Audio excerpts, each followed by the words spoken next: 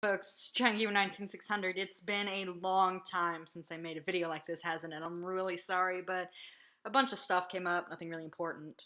Me starting college.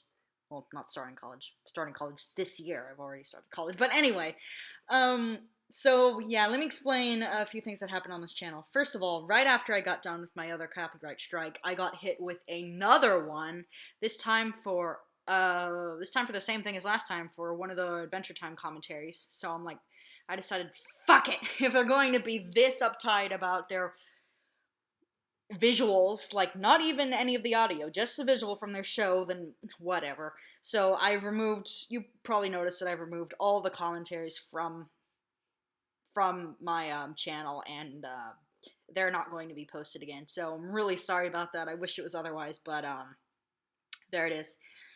Second of all, I'll no longer be posting Let's Plays on this channel. I may finish Wada no Hara and the Great Blue Sea, but other than that, a lot of my Let's Plays from now on are going to be posted on a separate channel that I have, the link to which is below. So if you're interested in Let's Plays and other related things that basically that aren't show reviews, which will be exclusively on this channel, because I can keep that to under 15 minutes, whereas I can't do Let's Plays another 15 minutes. Other people can, but I just can't. So yeah, that's what's happened with that. I wanted to get back to Adventure Time reviews because, first of all, some of you were asking for me back, which is really flattering, and I have almost 400 subscribers, and I really don't want to let them down like I have been consistently for the past few months. So we're going to get back on track with Adventure Time. And honestly, a lot of things have happened in the show that I'm really excited about, like the Stakes miniseries about Marceline.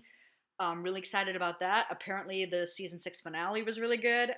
There's also been an episode, I don't know if it came out yet or if it came out recently, but it was about Mo, BMO's creator, which I want to see that. And, there's just a bunch of really cool stuff, and I can't wait to get caught up. It'll probably be a while before I get caught up, but, that's the plan. So, I'm excited. I hope you're excited. So,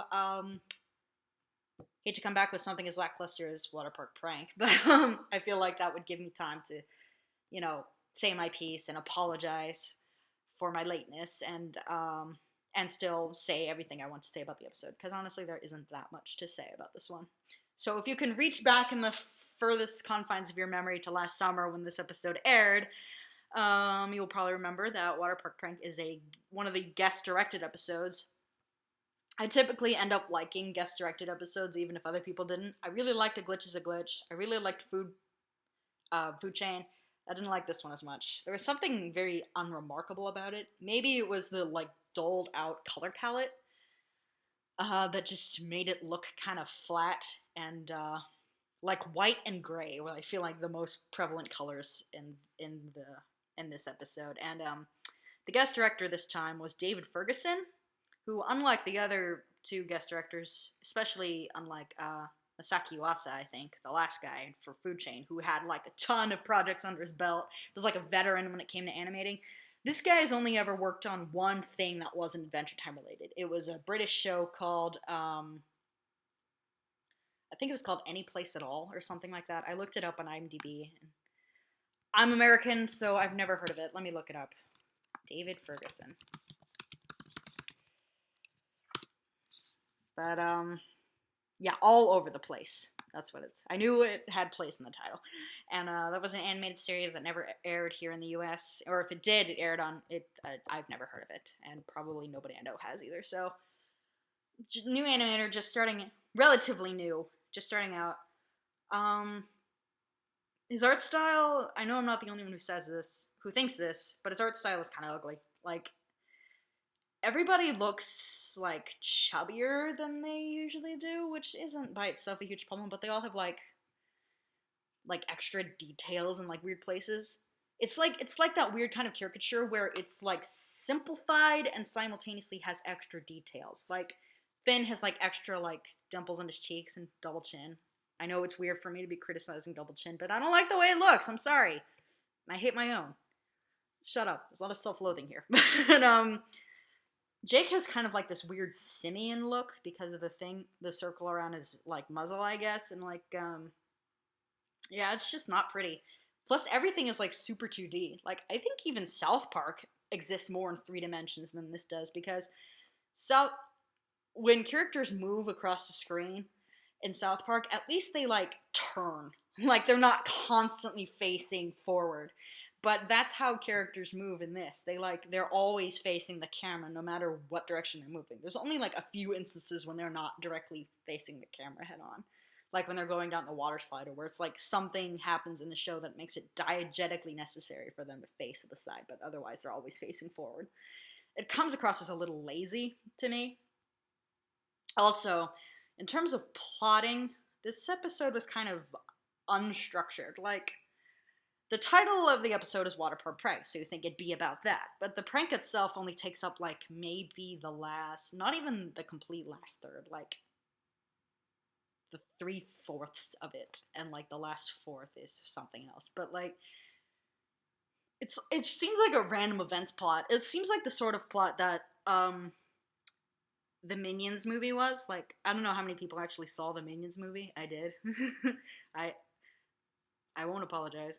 I saw that movie. It wasn't that great, but I saw it. And what happened with that movie is there's not really much of an like there's an end goal established at the beginning of the Minions movie, find a master, but like what happens between the time they say that that's a goal and the time they finally get one is all over the place, and it's impossible to predict where the plot's going to go.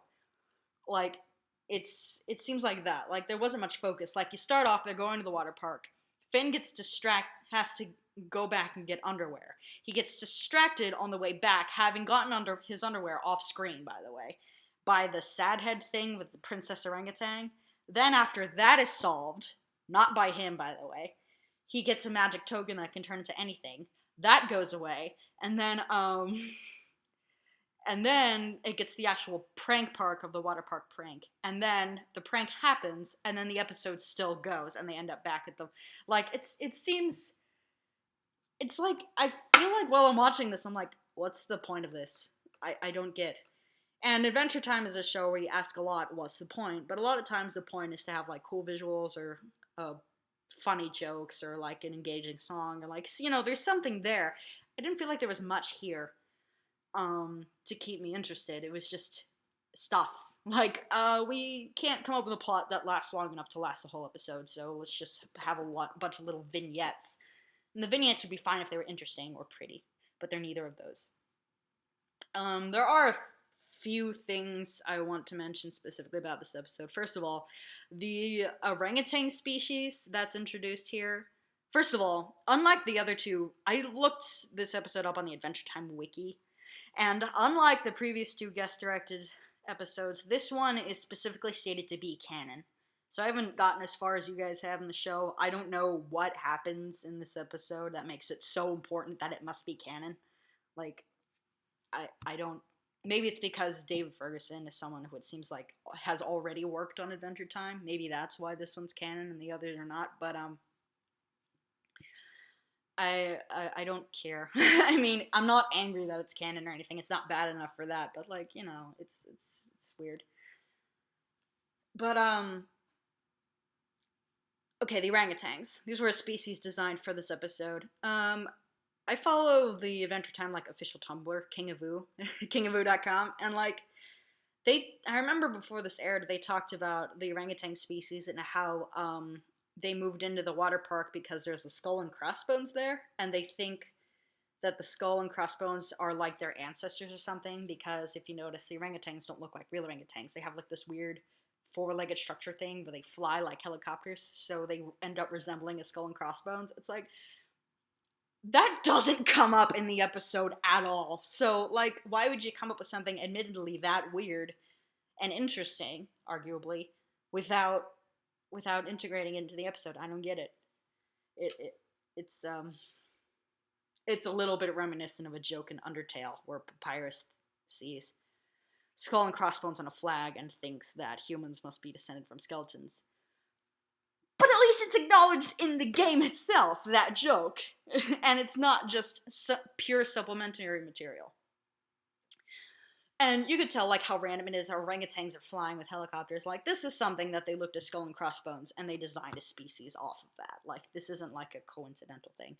Which, you know, whatever, I get. But, like, since it's not the focus of the episode, if it was the focus, that would be different. That would be cool. But, like, since it's not, it just seems like a weird, random, forced thing. One thing that I thought was kind of cool was the lifeguards, who are said to be unaffiliated with the orangutans who run the park. They're just there because they use them as lifeguards because they look like whistles, is the joke. And I don't know if this is intentional, but like the accent they have, it seems to me like it's a Liverpool accent. I might be wrong about that. There's probably some UK person somewhere saying, "It's not Liverpool, you stupid Yank." But whatever. But yeah, it seems like it. So it's kind of a cool-ish pun, I guess. Liverpool. Pool. That's great. There's also a scene that I sort of like. It's like the one part of the episode I actually earnestly like. It's after the credits. If you listen as they're taking Ice King away to be kicked out of the park, they mentioned that people who are banned for life from the water park get their picture taken and then it's put up on the front counter. I don't know if this aired on TV. I didn't see it when I watched the episode for the first time online. No, I don't think it did air on TV because, like, Cartoon Network likes to put up promos and stuff. But it's like a specific. This episode is a custom credit sequence where like pans over the photos of the other people who've been banned from the park, and it's pretty funny to see who's on there. Donnie's on there, which is hilarious because we haven't seen him since like way back in season 1, I think, but he's been banned from the park. Then we have the squirrel from the Duke, the one who kept threatening to kill Jake. Why won't you print my letters? That squirrel. Then Lumpy Space Princess. Trying to remember everybody. Magic Man was on there. So was Tiffany. So was Lemon Grab. And I think, oh yeah, and so was Ricardio, who we haven't seen since season 4. So I think that was everybody who's banned. But it was just funny, like that slow pan over when you show the when they show their faces, and I admit, like, just imagining what happened with each of those people to get them banned from the water park is pretty earnestly funny, but, you know, it's kind of bad when the highlight of your episode is something that happened off screen a while ago and that the audience doesn't directly see. Like, what you implied is funnier than what you showed, so that's not good. What else? Trying to think of, this is a really unremarkable episode, so I'm kind of struggling with things to comment on. Okay, so the crown seems to have like really weird limitations. First of all, its powers don't work if it's too humid, and in this episode it showed its powers don't work if the user's fingers are too wrinkly. Like, there's like a lot of weird arbitrary limitations on this crown, especially now that we know its origins. Having stuff like it doesn't work if it's humid doesn't make a ton of sense. Like, this is something I just realized. If you didn't explain the crown's origins and you say it doesn't work if it's humid, like, oh, okay, that makes sense. But like, this is a reality warping wish powered crown. I guess maybe the only explanation is maybe the original like Evergreen's powers didn't work under those conditions, so that if the crown is trying to ape Evergreen, then it would have the same limitations. But like, that's a kind of a stretch, I think. To me, it seems like a stretch. I don't know. There was one other thing.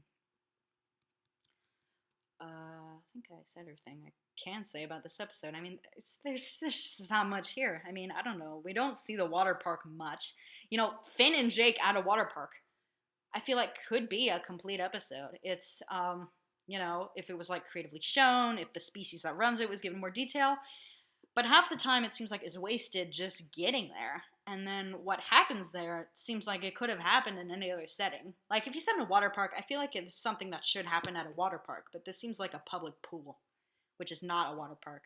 Which seems like a weird nitpick, but I don't know. There it is. Probably my opinion on this episode. Wasn't much different from yours. Hopefully, I don't know what the next episode is. I'll have to look, but hopefully the next review will be much more interesting than this one. Once again, I'm sorry for the huge delay, and I promise that things will happen a little more regularly from now on. This is John Keeper 96600 signing off.